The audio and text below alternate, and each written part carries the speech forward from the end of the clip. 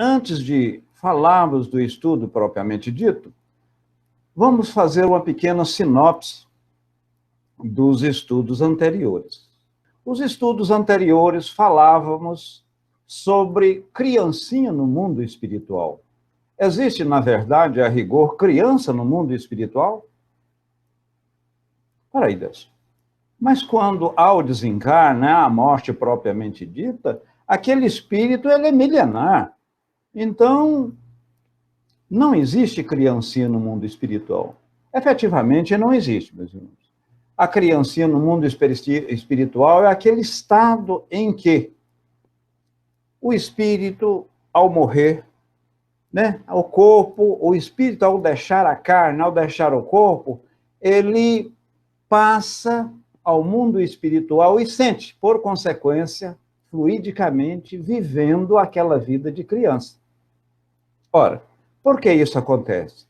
Acontece porquanto o espírito ainda não tem a sua evolução respectiva, ainda está jungido, está vinculado, está anexado ao seu corpo físico.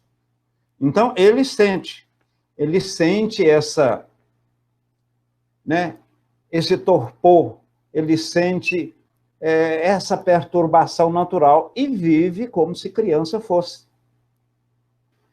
O suicídio é considerado como a falta mais grave passível de ser cometida pela criatura humana.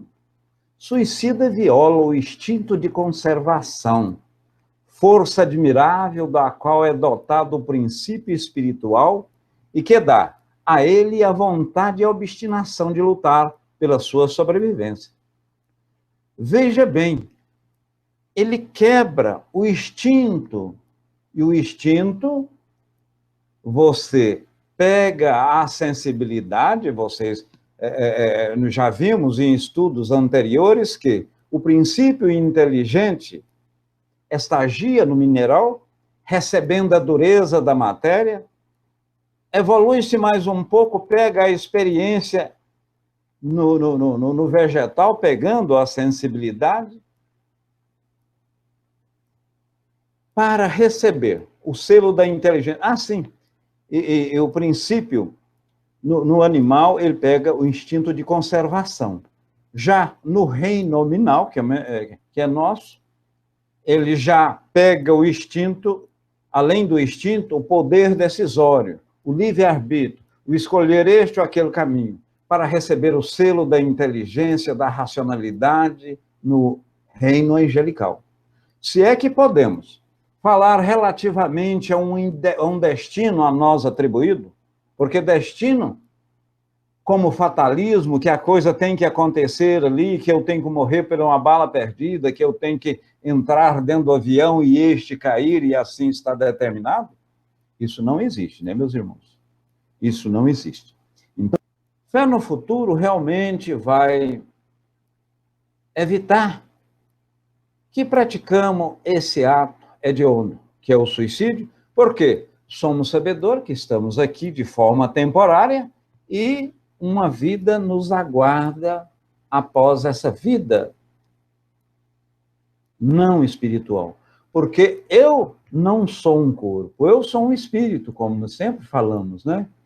Então, este corpo está aqui temporariamente. A vida verdadeira, definitiva, e efetivamente que vai valer, é a vida do espírito. E lá para onde... Então, quando nós temos fé e sabemos que há um futuro, e para ele nós vamos... Isso aí dá-se uma resignação e nós sabemos que essa vida nossa é muito passageira. Porque o que vale 80, 90, 100 anos nesse plano físico, diante da eternidade que nos espera? Marinalva diz o seguinte, o arrependimento já é um bom começo para repararmos nossas faltas. Justamente. Então, o pecado, dentro do cristianismo, quer dizer e significar, Marinalva, é você errar o alvo. E nós, não é simplesmente aceitar Jesus no coração, ou fazer isso ou aquilo de bondade ou caridade. Nós, primeiro, precisamos arrependermos daquele ato praticado. Depois do arrependimento, a gente vai expiar. Expiar lembra-nos o sofrimento. Sofrer por aquele ato praticado. Posteriormente, regenerar. Fazer, eu fiz tanto mal, eu fiz isso, fiz aquilo, agora eu vou praticar o bem. Eu vou redimir, né? Só assim há, vamos dizer assim, a salvação. Sheila Maria Rangel coloca na área de texto a sua contribuição e ela diz o seguinte: o falso entendimento, que com a morte tudo termina, leva a pessoa a pôr termo no sofrimento equivocado. Simples. Você está terrivelmente com o coração angustiado, você está deprimido, algum processo esquizofrênico, alguma coisa, e você está chateado. Como você não acredita no futuro, ou pelo menos se acredita, você tem alguma dúvida, o que faz? Ué, eu simplesmente vou pôr termo à minha vida agora porque vou evitar, né, de sofrer, etc. Então, normalmente o materialista, sim, porta-se, assim pratica. Por que eu vou sofrer? Eu extermino minha vida agora, porque eu morrendo nada vai ter, não tem um Deus, não tem isso, não tem aquilo, acaba-se a minha dor. Marinalva faz uma segunda contribuição. Hoje o meu primo, que é pastor, me enviou uma mensagem dizendo que a doutrina que eu professo é anticristo. Isso ocorre muito, Marinalva, porque tem certas religiões, sobretudo, religiões do cristianismo, sobretudo dos nossos irmãozinhos lá na protestante, entendem que pode manifestar tão somente espíritos bons. Os espíritos que manifestam são espíritos de um teor malévolo, são espíritos maus, né? Então, a área de texto nós vimos. Então, mas, sobretudo, tenha complacência, tenha compaixão, tenha, não digo pena, mas ore para o primo. Ele é uma pessoa que está com Deus, que está com Jesus, ele é um líder. Amanhã ou depois, ele vai entender isso, porque seremos um dia espíritos puros, seremos anjos. E ele entenderá isso. Ah, não, mas eu não acredito em reencarnação, isso é uma estultice, isso é uma coisa maluca, é da sua imaginação ou das imaginação das pessoas que professam o espiritismo. Mas a pessoa, acreditando ou não na reencarnação, ela sempre existiu e vai existir, né? Ela sempre existiu e vai existir. Ao desencarnante, ou seja, a pessoa que morreu, sofrimento que varia ao infinito. Porque na morte violenta, as sensações não são as mesmas para eu, para você, para mim, para você ou para qualquer outra pessoa. Porque não temos o processo evolutivo de forma linear. Então, há diferenças. Você, como está mais evoluído, sofreu aquela morte abrupta, que é o suicídio, né? É diferente daquela pessoa que estava lá no hospital, que o perispírito foi desgastando gradualmente, ficou na UTI 20, 30, 40 dias, e pôde desvincular do corpo. Há casos em que aquele paciente, aquele doente, isso mais ocorre nessas mortes em pessoa desmaterializada, pessoas que não são muito apegadas à matéria propriamente dita, ele pode, antes da morte propriamente dita, ele pode desvincular o seu perispírito do corpo, ou seja, houve essa disjunção, houve o desencarne, porque só ocorre o desencarne quando o perispírito não fica mais ligado ao corpo físico. Muito bem, a área de texto aqui. Muito bem. O espírito colhido, de improviso, fica como aturdido, né, obnubilado, uma nuvem nos seus olhos, fica em estado de perturbação. Quando nós estávamos, isso não é só o caso de suicídio, não. No suicídio mais ainda, porquanto foi um corte abrupto daquilo que nós, dentro do Espiritismo e várias outras religiões do Egito, as religiões indianas e chinesas, lá fala dessa ligação da alma, do espírito ao corpo. Essas religiões orientais falam, inclusive, que esses espíritos são ligados ao corpo por um cordão de prata. Nós já denominamos um cordão fluídico, não é errado falar cordão de prata.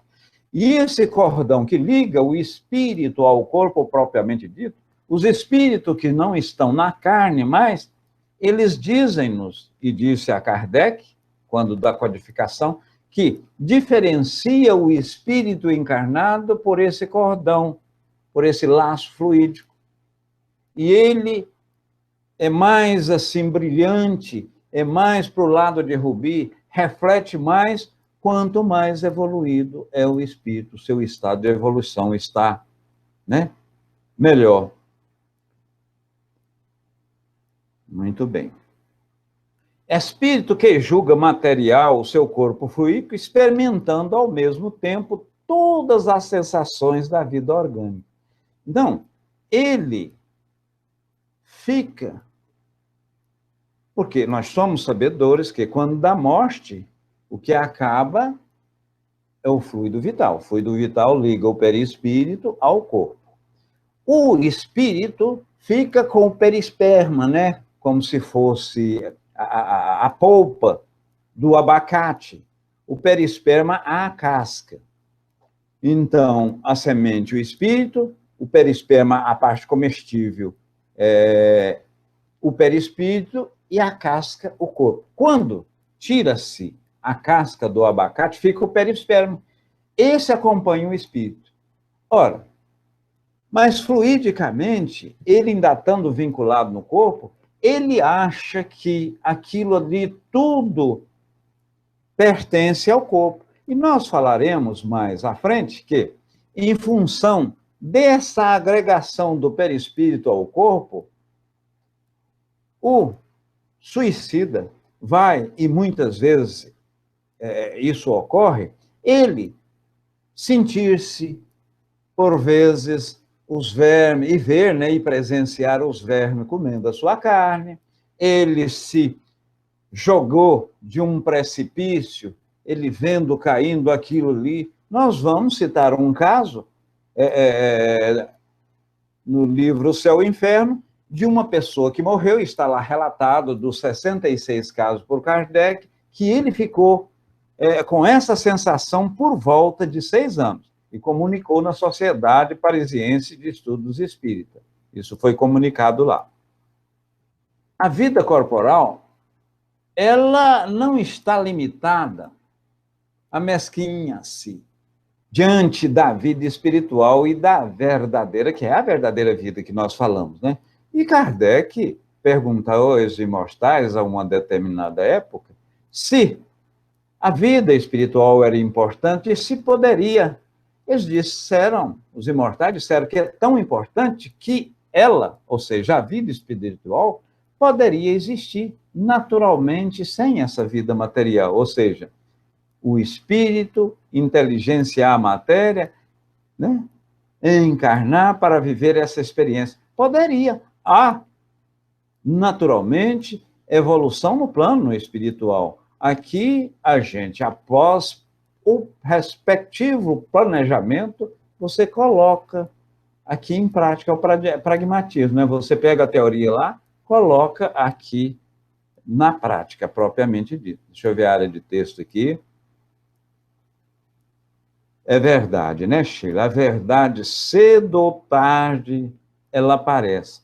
E aqui, no plano terráqueo que estamos, a gente tem como esconder. Eu quero esconder alguma coisa de você, Sheila?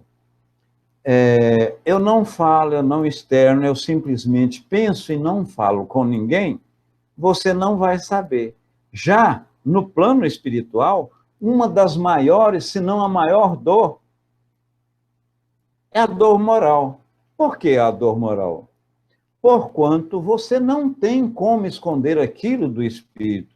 Por outra, por vezes você praticou um ato insano, uma maldade, alguma coisa que foi de encontro a alguém, a um próximo qualquer, né? Aqui você tem como esconder, lá não. Então a verdade lá constantemente aparece. Quando nós desencarnamos, a gente sofre por demais isso. Porque aqui eu falo mal, eu falo pelas costas, eu não gosto de fulano. E se eu não externar, esse fulano ou ciclano não fica sabendo. Lá a coisa não é dessa forma. Alguns há, porém, comuns a todos os casos de morte violenta, que são a consequência da interrupção brusca da vida. Quando essas mortes violentas, por batida de carro, suicídio, por mais que houve deliberação, por mais que houve um planejamento, você corrompeu aquele cordão fluídico que liga o perispírito ao corpo. Então, há esse período de perturbação. Há, primeiro, a persistência mais prolongada e tenaz do laço que une o espírito ao corpo. E nós falávamos no início que, no caso de uma pessoa, de uma morte natural, aquela morte que o cidadão está no hospital sofrendo, os seus parentes vêm visitá-lo, ele vai definhando aos poucos. Porque somos sabedores que, e de forma análoga, somos uma pilha elétrica. Viemos para esse orbe Terra, para essa vida, com uma carga X. E gradualmente nós vamos perdendo essa carga X. Vai perdendo gradualmente até extirpar. E no caso do suicídio, ou mesmo dessas mortes abruptas e extemporâneas, rápida, o que ocorre? Ocorre que o laço é rompido bruscamente e você sofre. A afinidade que permanece entre o espírito e o corpo produz, em algum suicida, ao seu malgrado, ou seja, a sua má vontade, ele tem ou não vontade, sente aquilo que falávamos, o efeito da decomposição, que resulta na sensação cheia de angústia, de horror, nesse estado de decomposição da matéria. Isso aí, meus irmãos, pode durar horas, pode durar meses, como, em alguns casos, pode durar séculos. Quando estudamos relativamente a esse processo perturbatório, vimos que,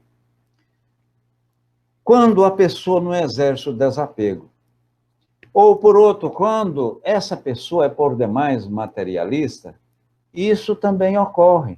E, após o enterro propriamente dito e a decomposição orgânica, ou seja, esse nosso corpo transformar em outra matéria, o espírito, como ainda não desvinculou o perispírito do corpo, ele vai ficar justamente com algum bem material. Aquele bem, porventura, que a pessoa, quando estava em vida, gostava. A sua casa, a sua chácara, o seu sobrado, a sua cobertura. E olha que tristeza. Muitas vezes, ele vê lá a briga dos herdeiros. Por exemplo, por aquela fazenda, não, eu vou ficar com aquele baixio, eu vou ficar com aquele pedaço de cultura, eu vou ficar com a sede. Veja que coisa interessante aqui. Kardec colocou isso aqui no livro dos o livro Céu e Inferno. Isso aconteceu em 23 de julho de 1857. Saiu no jornal do Harvard, isso lá na França.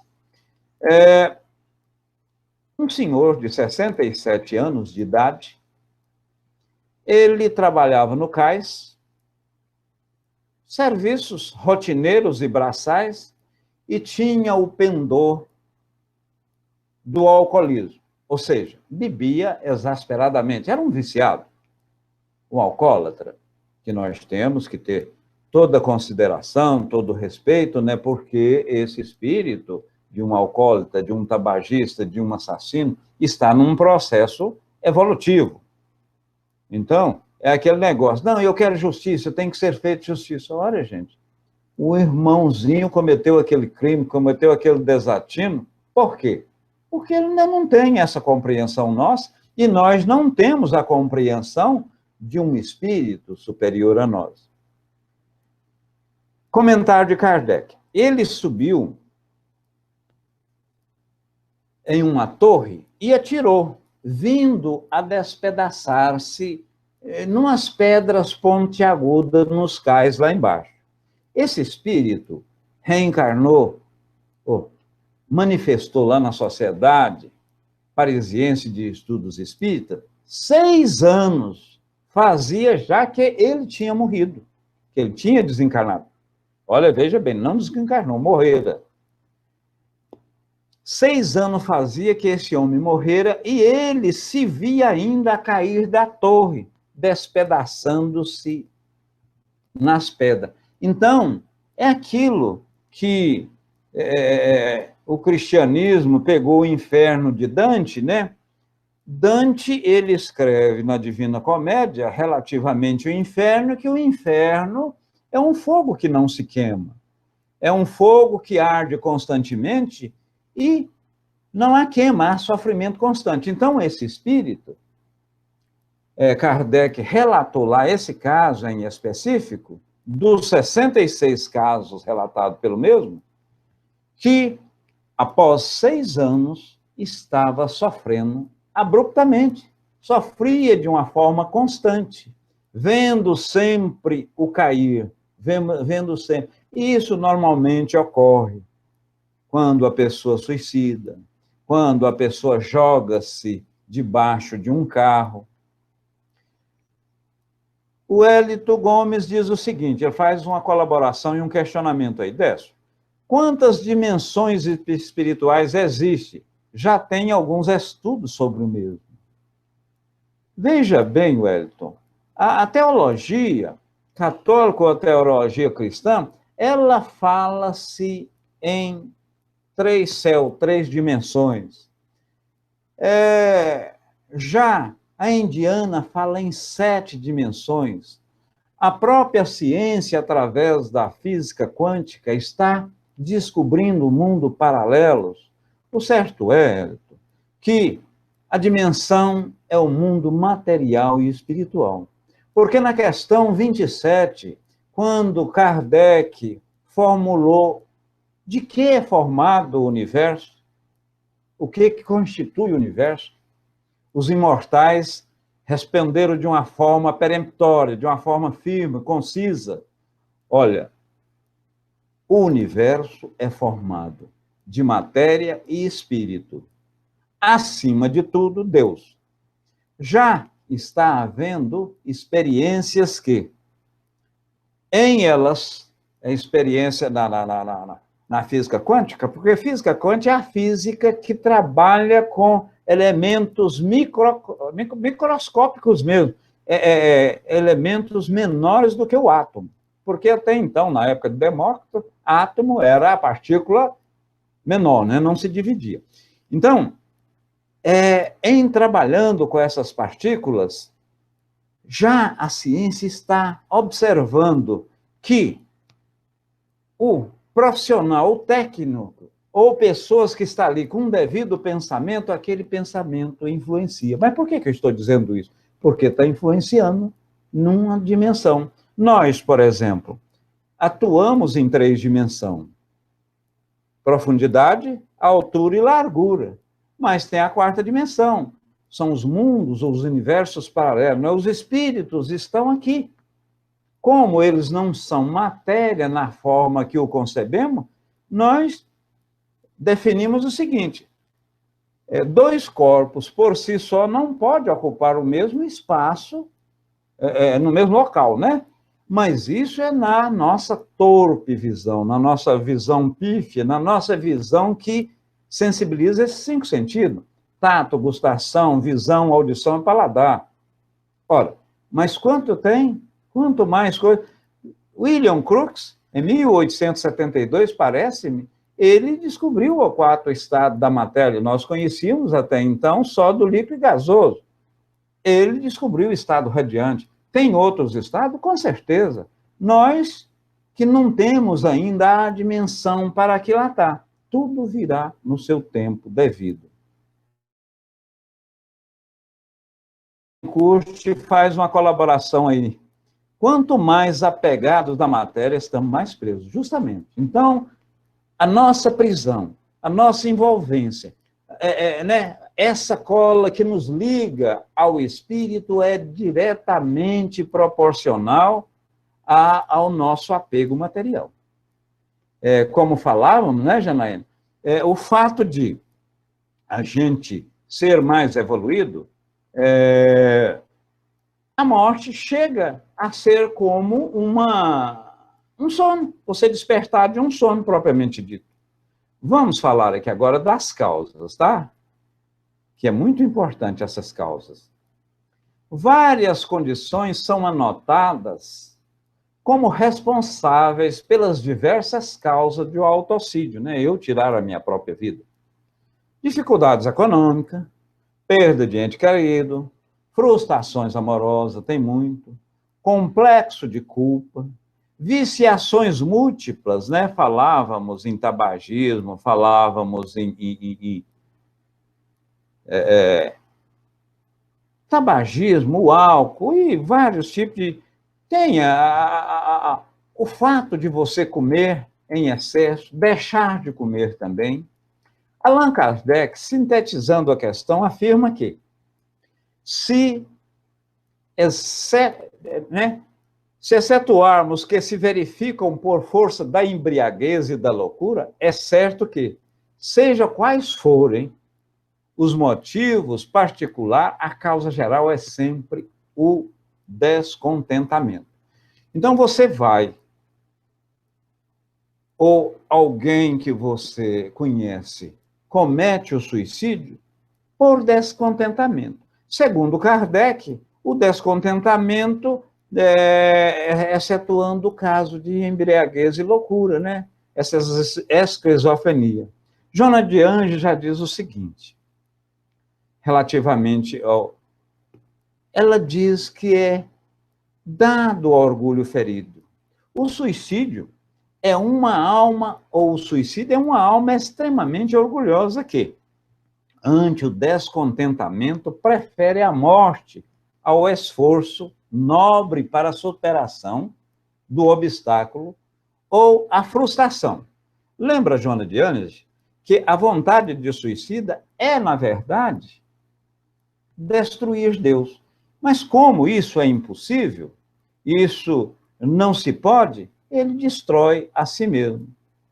E, além deles não resolver o problema pelos quais cometeram esse desatino, ainda contrair outro, que destruíram aquele corpo que Deus lhe emprestou.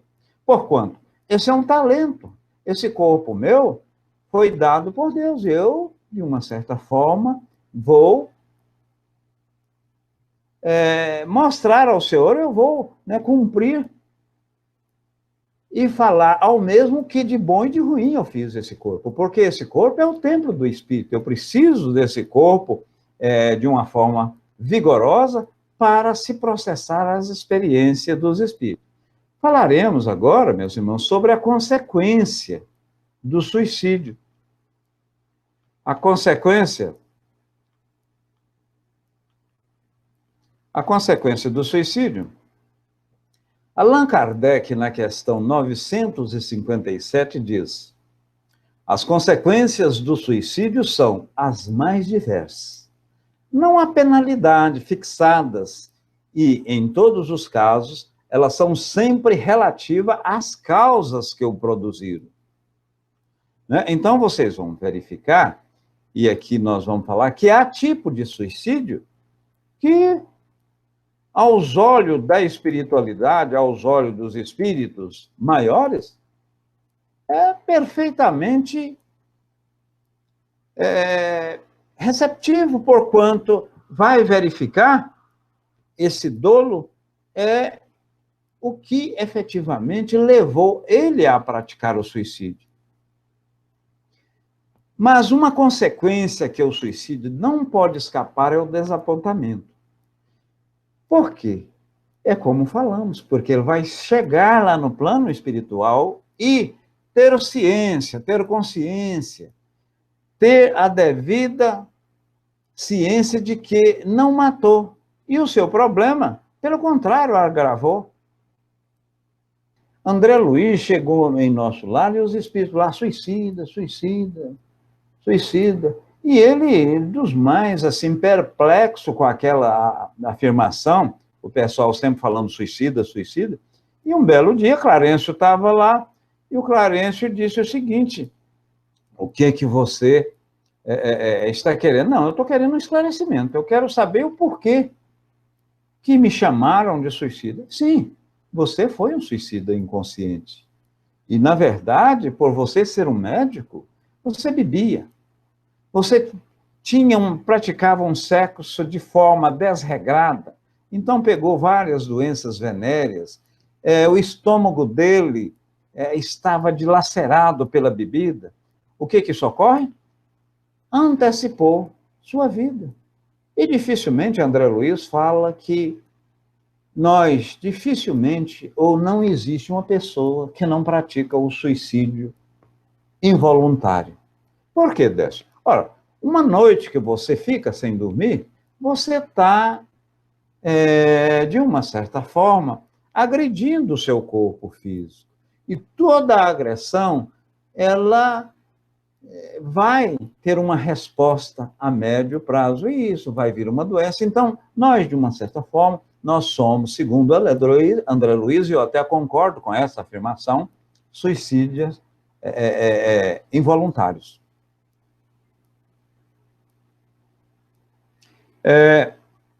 Orientações relativamente aos suicidas.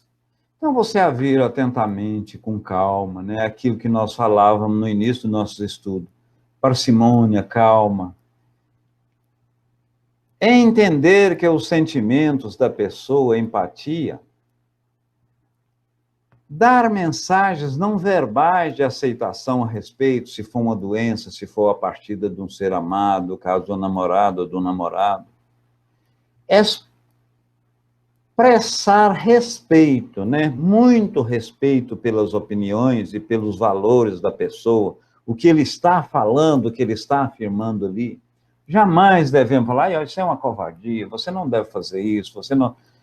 Conversa, ouve de forma honesta, né? De forma honesta. Expressar respeito pelas opiniões e valores da pessoa.